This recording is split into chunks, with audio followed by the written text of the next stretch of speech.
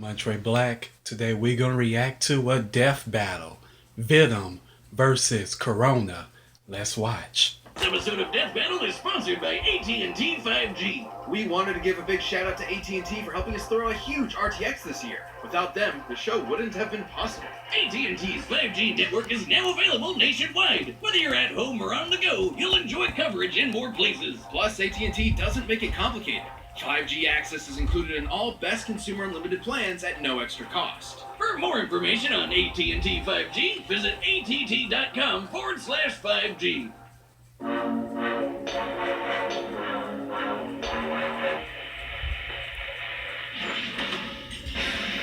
It's always nice to have a best friend attached to your hip, like me and my shotgun leg. But these two take their friends even further than that. Venom, the lethal symbiote and Spider-Man's best frenemy. And Corona, the deadly demon sword from Soul Eater. He's Wiz and I'm Boomstick. And it's our job to analyze their weapons, armor, and skills to find out who would win a death battle. At the beginning of time, in the faraway reaches of space, the Clintar rose from a living darkness. One of these amorphous symbiotes was Venom. Who was a freaking loser? Hey, don't look at me, all the goop aliens were saying it. So they kicked the poor slime ball straight off the planet. In its exile, the symbiote underwent a number of misadventures which firmly shaped its personality. It bonded to a heroic Kree soldier rescuing refugees, a violent monster who committed genocide, and apparently Deadpool. Damn, no wonder Venom's so messed up in the head. Eventually, the symbiote was discovered by Peter Parker, your friendly neighborhood Spider-Man. It gave him a pretty slick black suit and awesome new powers. But after finding out it was a confused, raging psychopathic alien, Pete decided to exercise it with the power of Christian Ruff. A wise decision, although ill-timed, as this event would cause the symbiote to finally meet its greatest partner, Edward Brock. Eddie was a journalist with the unluckiest backstory ever. While trying to uncover the identity of a serial killer, he blamed the wrong guy. The same day he published his article, Spidey Caught the Real Killer, who lived right next door to the dude Eddie blamed. Long story short, Eddie was fired from his job, divorced by his wife, and disowned by his father, who already blamed Eddie for his wife dying in childbirth. On top of all of that, Eddie learned he developed adrenal cancer, with only a few months left to live. Man, and I thought 2020 was rough. I almost don't blame him for becoming a supervillain. With all hope lost, he begged God to take it all away, and got an answer. The symbiote. Just like Captain Planet, with their powers combined, these two losers became a super loser. Well, no, they actually became a horrifying monster with all of Spider-Man's powers and then some. Their mutual hatred of Spider-Man caused the symbiote to bond to Eddie like no host ever before. They were perfect, a terror in the night, an unstoppable demon. They were Venom. It even cured Eddie's cancer. Sort of, it's complicated. Apart from Spider-Man's webbing and web-crawling powers, Venom can use shape-shifting to mold his body into cool doodads. Swords, shields, tendrils, worm monster things, even wings. Yeah, imagine seeing this guy flying outside your window at night. Well, good luck sleeping ever again. Venom can camouflage his entire body, heal severe wounds like impalement and lost limbs, see all around him at once, and psychically project emotions onto others. Normally, this just makes people feel sorry for themselves, like Wiz on Tinder. But one time he convinced a bunch of other symbiotes that life was meaningless and they killed themselves. That's dark. If desperate, the symbiote can even invade the bodies of others and make them burst from inside out. Gross and awesome. But if he doesn't want to pop them like a fun balloon, he can just take over their body like a creepy puppet master. While attached to a victim, Venom can control them by fusing the symbiote to their nervous system, specifically the brainstem and frontal lobes. Fighting off this mind control is extremely difficult unless you have powers that can directly counter it, such as another symbiote.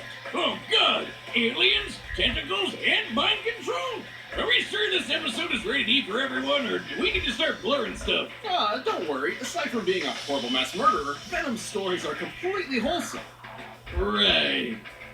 Venom proved a dangerous thorn in Spider-Man's side and frequently ruined his life, even taking a page out of my favorite book, The Most Dangerous Game, and hunting him on a private island. Yeah, he was the coolest rival ever, but over the years, things kinda calmed down a bit. They even so often. See, even with so much anger, Eddie had a legitimate desire to protect others. As a teenager stealing his dad's car, he accidentally ran over and killed a child. Despite his desire to confess, his father forced him to plead innocent and rigged the jury. The guilt has weighed him down ever since.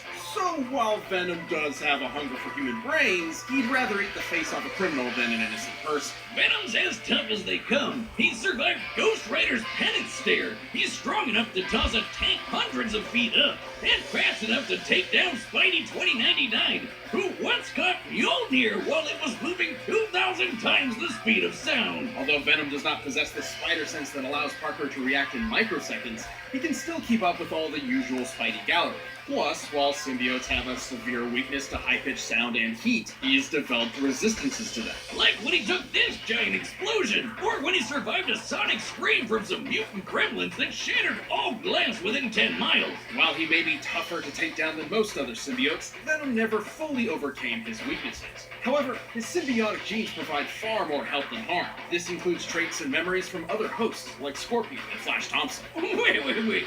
Bullets are a genetic trait? How do I pass that down? Venom would certainly need a lot of firepower to survive an encounter with the symbiote god. Ah, geez, here we go. At first, the Clintar symbiotes were seen as a peaceful people. But turns out they were actually living weapons forged by the primordial deity Null in an attempt to conquer the universe. And I bet next up, Marvel decides they're magic maple syrup people from Asgardian IHOP. But okay, cosmic slugs made by alien Satan. Let's go with that. Despite it all, Eddie and the symbiote have proven they're far more than the dark legacy the Clintar were intended for. They've even gained the respect of the Avengers, and eventually considered Spider-Man a friend. Sort of. It's complicated. Eddie really is the best pal Venom could have found. And let's be real, he just looks freaking badass. See us everywhere, even in your nightmares. In ancient times, a demonic being known as the Kishin ravaged humanity, nearly driving all mankind into the depths of madness. This monster could only be defeated and sealed away by the god of death. So, why is the literal god of death so goofy looking? You ever seen Death Note? Hell, even Thanos' girlfriend is scarier than this clown. If you are unfamiliar with the world of Soul Eater, prepare yourself. It's different. Well, not one in the return of the apocalypse, Death and his oven mitts founded a school, Death Academy. Here, warriors called Meisters would train to fight evil using the power of their souls. They even got neat demon weapons that doubled as people. Together, they learned courage, chivalry, unbreakable friendship. You know, all that anime crap. Krona Gorgon was not one of these students. Buckle up, it's all Gloomsville from here. Deal with it. I don't think I know how to deal with this situation. Throughout their childhood, Krona was abused by their mother, Medusa, a witch obsessed with the legendary Kishin. You can see where this is going. Anime Uma Thurman was such a fangirl she figured, hey, why don't I make my own Kishin? So she used her child as a guinea pig in a bunch of crazy experiments. You know, it kind of sounds like something you do, Wiz. Don't be silly, I only use actual guinea pigs. Part of Medusa's great experiment included bonding Krona to a weapon, much like the Meisters of Death Academy. However, joining with Ragnarok was a bit more literal. Ragnarok used to be your run-of-the-mill transforming weapon person, until Medusa melted him alive in black blood. Black blood being another experiment of hers. Krona's own blood is, in fact, this same black blood, which they can remotely control. It can be used to heal wounds and even harden as a sort of internal armor. Cooking rags in black blood turned him into a brand new weapon that was literally poured into Krona's bloodstream. From that point on, Krona and Ragnarok were two halves of the same person, the meek and tortured child firmly attached to their loud and brazen weapon. And Raggy has that black blood control too. They can yank poor Krona around like a puppet. They can use black blood to create wings, thorny vines, all kinds of weapons, and big-ass needles. I hate needles. What's up with that mouth when it transforms into a sword? That thing's messed up. Like the Meisters, Krona can wield their own soul in combat. Amplified by Ragnarok has a technique called scream resonance. Think of it like hooking an electric guitar up to an amp, though more akin to a screeching banshee on LSD. I didn't know you played. I don't. It's incredibly powerful, causing internal damage to foes and making Ragnarok vibrate to increase his cutting power. Hey, are you okay? What? With this weapon at their side, Krona set out on a quest to become a Kishi, which required quite a lot of homicide. Yeah, Ragnarok can absorb the souls of dead people, and supposedly enough souls will turn Krona into the Kishin. So they went around slaughtering hundreds of people. Despite their name, Death Academy wasn't exactly a fan, particularly their star student, Maka Albert. Don't worry, she and Krona ended up becoming good friends. Until they weren't. Sort of. It's complicated. As a pawn in Medusa's mission, Krona gained several levels of new potential. Notably, after gaining or absorbing the powers of the monstrous Black Clown, the Demon Tool Brood, and even Ashura, the original Kishi. All of which increased Krona's abilities, especially the Black Blood. Now Krona could turn their entire body into goop, and the slightest touch could inflict madness. That's madness with a capital M, by the way. This madness is a corruptive effect that causes targeted variants of delusion or obsession, often spread as a wavelength. The wavelength of Krona's mad blood specifically causes violent psychosis. Krona may be a pawn, but they're a badass. They can cut through a whole ghost ship, cover the moon with sound waves, open the moon's mouth? What the hell is wrong with that moon? Krona and Ragnarok have held their own against multiple Death Academy students, including Maka, Death the Kid, and Black Star. Sometimes all at once. Kid once flew from Nevada to Egypt in less than a minute, and Black Star is even faster. He's dodged lasers and been tracked moving over 20 kilometers in 6 microseconds while approaching Baba Yaga Castle. And Krona's been able to make enough mad blood to crush a whole goddamn Ukrainian city. While this city isn't named, we can use a similar metropolitan area in Ukraine, Kiev, for instance. With this in mind, Krona must have created over 9 trillion tons of black blood, enough to fill over 6 billion Olympic swimming pools. But Krona's a big leap from invincible. They've had their shit kicked in plenty of times, and their hardened black blood can only block so much. Even then, Medusa's plan ultimately succeeded. After years of scheming, Krona absorbed the power of Ashura and became a Kishi. Well, more like Kishin absorbed Krona, but close enough. But with the power of friendship, Krona ironically wound up defeating the Kishin once and for all. Despite their life being nothing but destruction, Krona was the one who ultimately saved the world. With an added side effect of a new madness wavelength that made everyone obsessed with boobs. Truly a positive effect on people everywhere. Just give up. I'm tired of trying to figure out how to deal with you. Alright, the combatants are set, and we've run the data through all possibilities. But first, instead of chewing on brains and souls, how about chewing on glue? This episode is sponsored by Blue Chew. If you want to increase your performance confidence in bed, try BlueChew.com. Blue Chew brings you the first chewable with the same FDA-approved active ingredients as Viagra and Cialis. Day, night, or on a full stomach, try Blue Chew anytime. Blue Chew is prescribed online by licensed physicians, so you don't have to wait at the doctor's office or wait in line at the pharmacy, and it ships right to your door in a discreet package. Because they're made in the US, and since Blue Chew prepares and ships direct, they're cheaper and more convenient than a pharmacy. You can get it delivered straight to your door. Right now, we've got a special deal for our viewers. Visit BlueChew.com and get your first shipment free when you use our special promo code BATTLE. Just pay $5 shipping. Again, that's BLUE Chew.com, promo code BATTLE to try it for free. Thanks again to Blue Chew for sponsoring this episode. But right now, it's time for a death battle!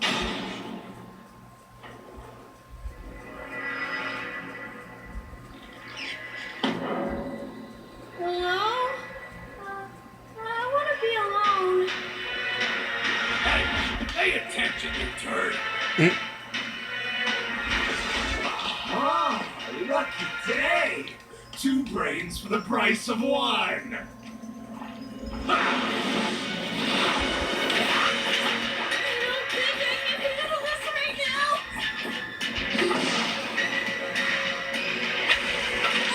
Your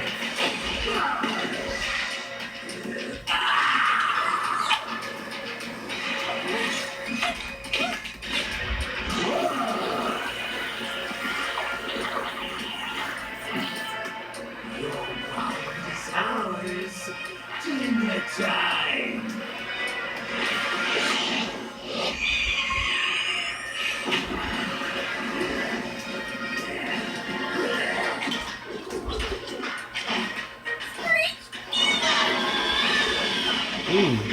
Nice one, Corona.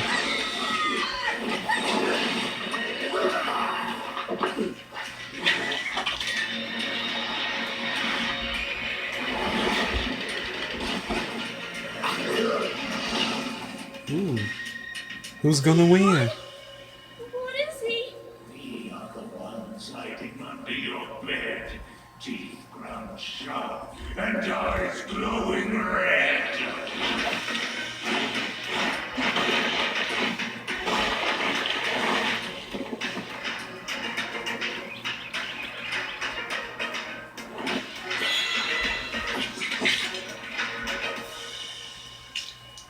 Your blood.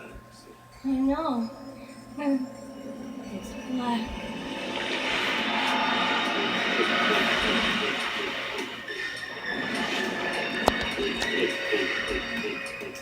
Wake up, stupid!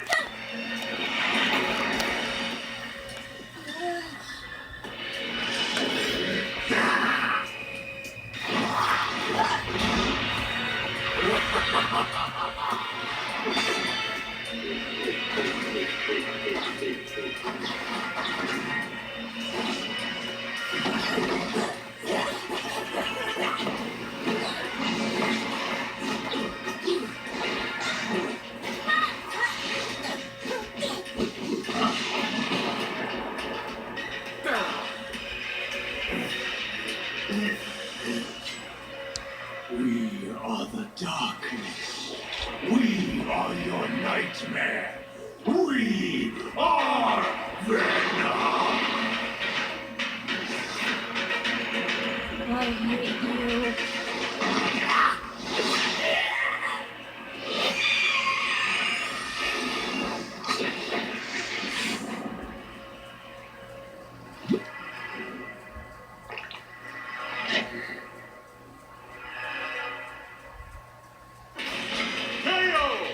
Man, these symbiotes really need to stop picking fights with pink-haired anime characters. They're crazy. Venom was certainly a tricky opponent. His shape-shifting camouflage and multitude of weapons kept Krona on guard.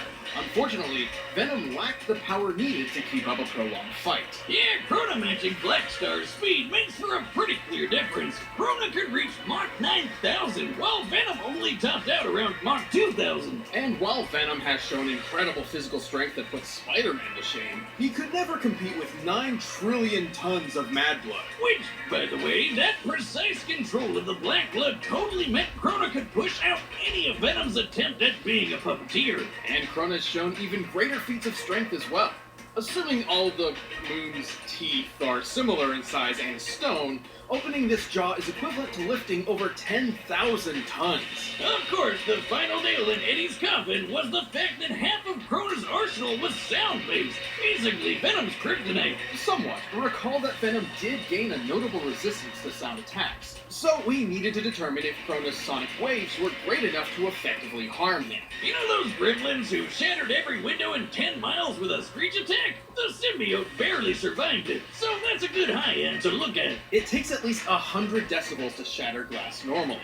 To cover that much distance, the combined sonic blast must have equaled about 244 decibels. In contrast, in order to engulf the moon, Krona's sonic waves must have reached over 275 decibels. And yes, that's considering the weird size and shape of the moon. Ugh, just look at that freaky thing. Sure, 275 doesn't seem that much more than 244, but decibels increase on a logarithmic rate. This means Krona's sound attack was actually over 1,000 times stronger. Manny for sure wasn't surviving that. Eddie and the symbiote held their own with versatility, but Krona and Ragnarok had them beat in destructive power, blistering speed, and an arsenal that could take advantage of Venom's key weakness. Looks like Venom just got Ragnaroked. The winner is Krona. If you like this death battle, give a thumbs up and I will see you on my next reaction. This has been the Montre Black. Peace.